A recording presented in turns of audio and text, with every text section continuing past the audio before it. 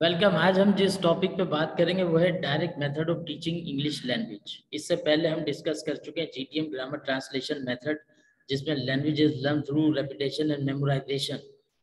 तो हम पहले इसकी डेफिनेशन को समझते हैं। The direct method of teaching was developed as a reaction to the grammar translation method. ये रिएक्शन में ग्रामर ट्रांसलेशन मेथड के वजूद में आई थी।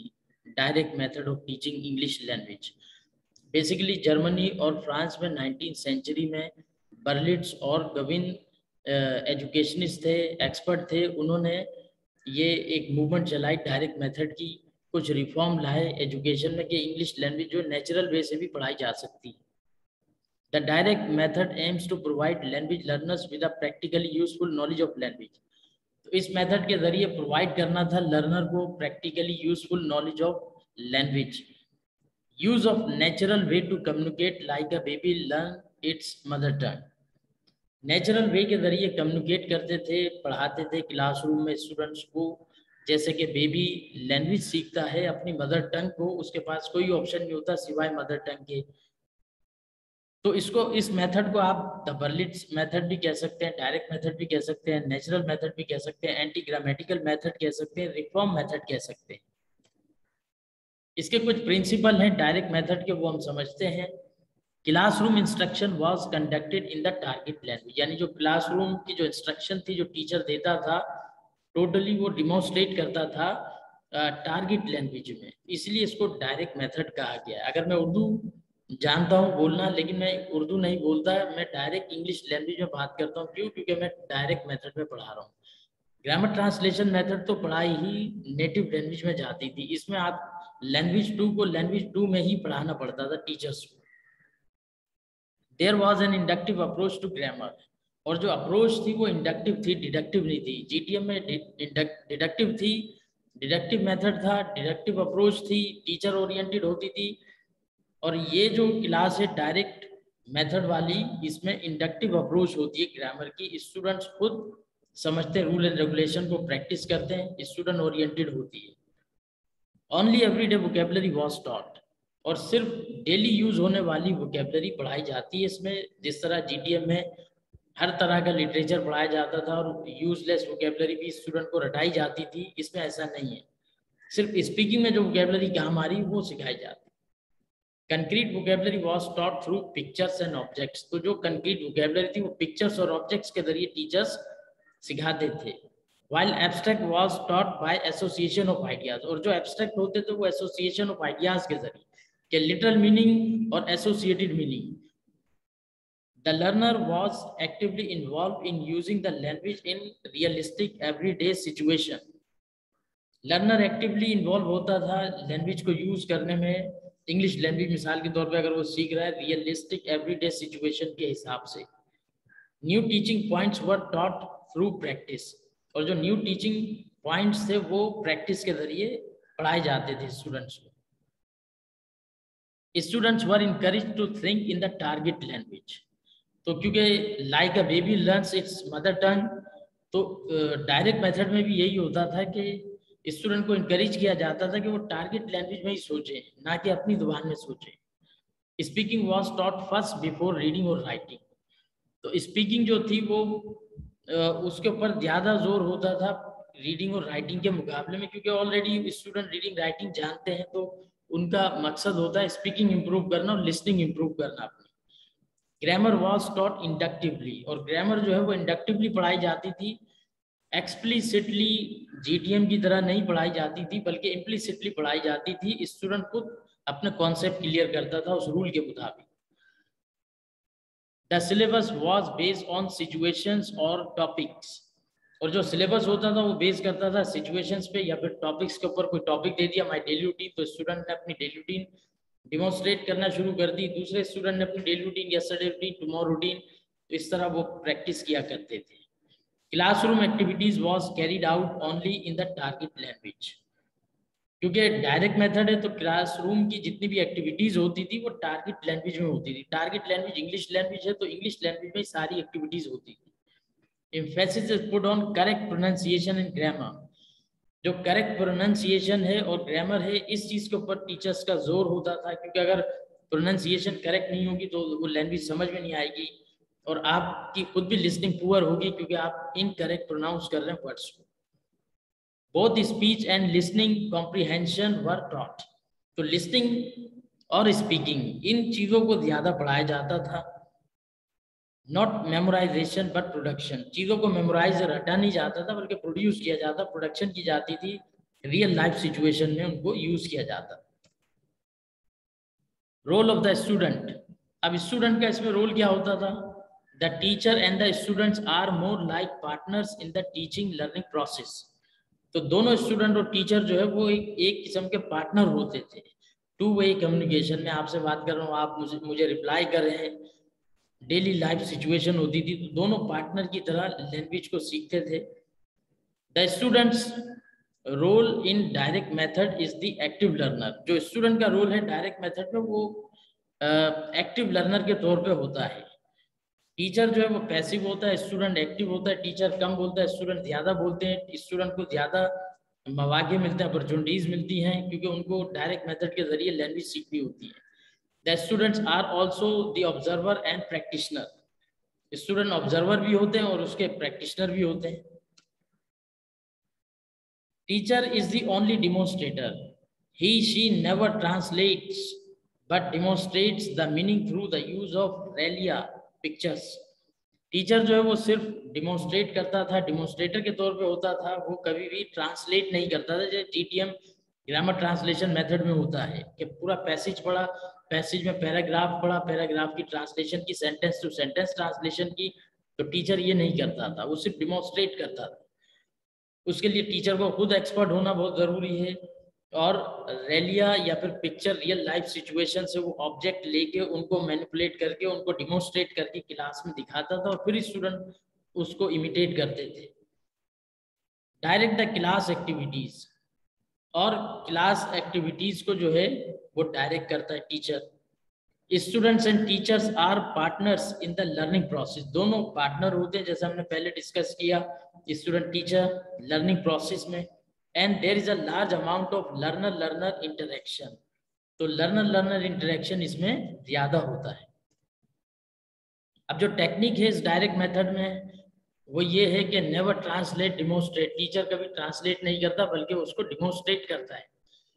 मिसाल के तौर पे साइकिल चलाना है तो साइकिल चलाना, साइकिल वर्ड इंग्लिश का है तो वो ये नहीं कहता कि साइकिल चलाना है इसका मतलब, बल्कि वो डिमोन्स्ट्रेट करके बताएगा कि साइकिल का मतलब यहाँ पर ये है।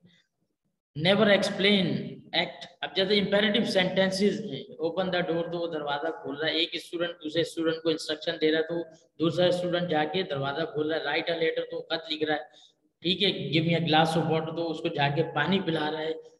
तो इस तरह की एक्टिविटीज ये डिमोन्स्ट्रेट, इस तरह से टीचर स्टूडेंट के साथ इंटरेक्शन करता है। नेवर एक्सप्लेन एक्ट, तो आपने टीचर को एक्सप्लेन नहीं करना होता बल्कि उसको एक्ट करना होता है।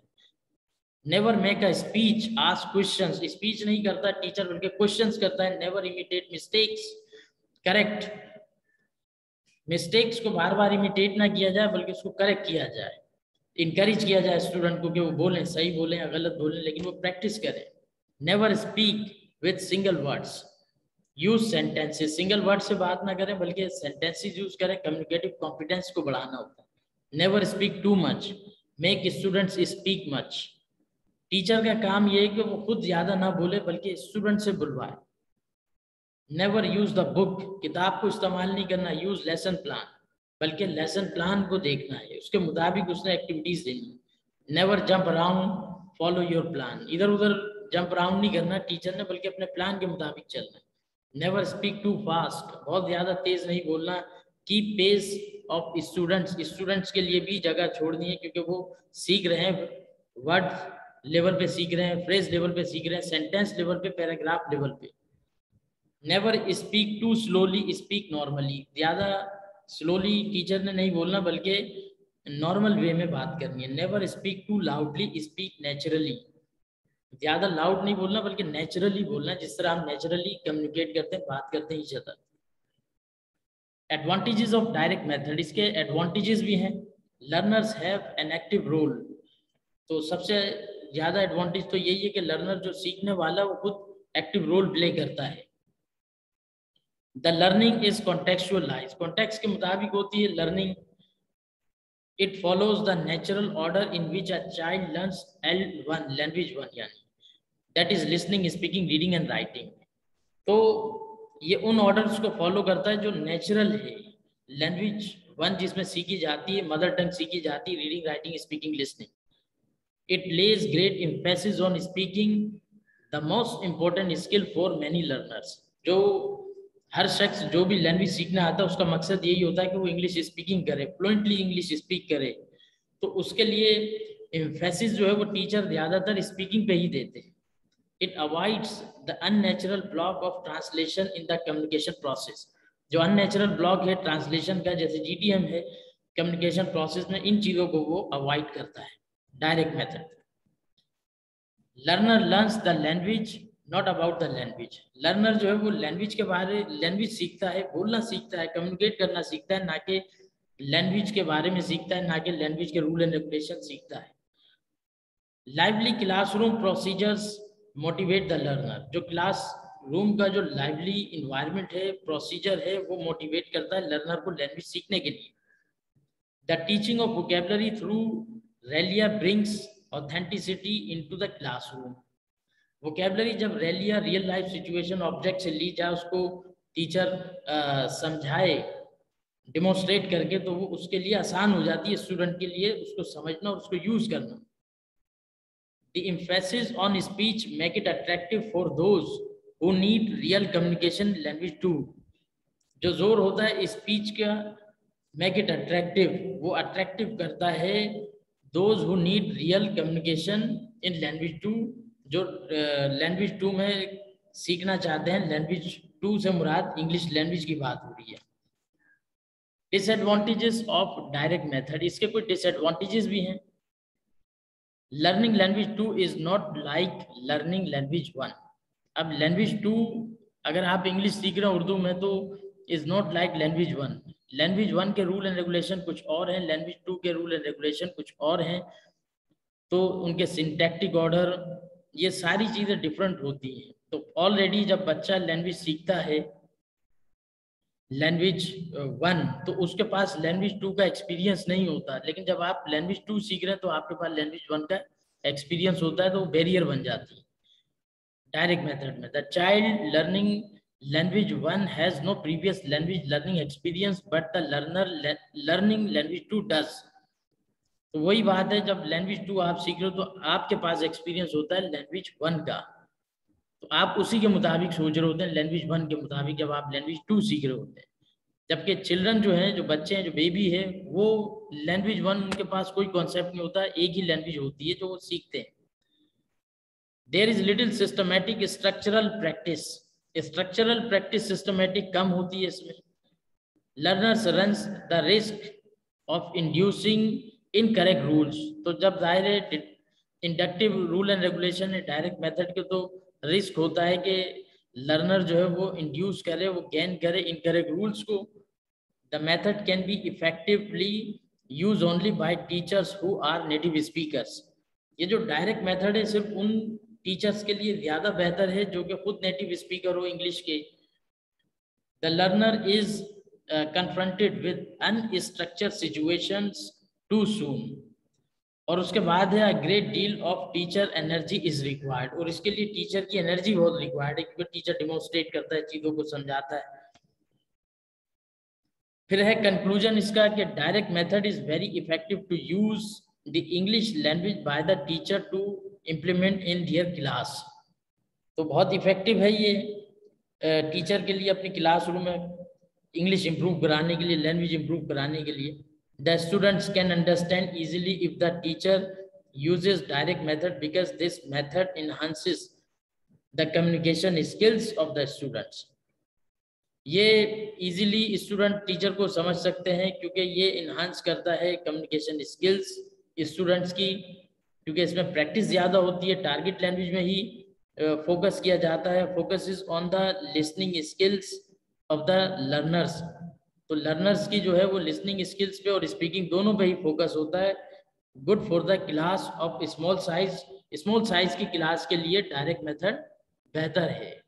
तो ये था हमारा लेक्चर डायरेक्ट मेथड के ऊपर। Thank you for watching.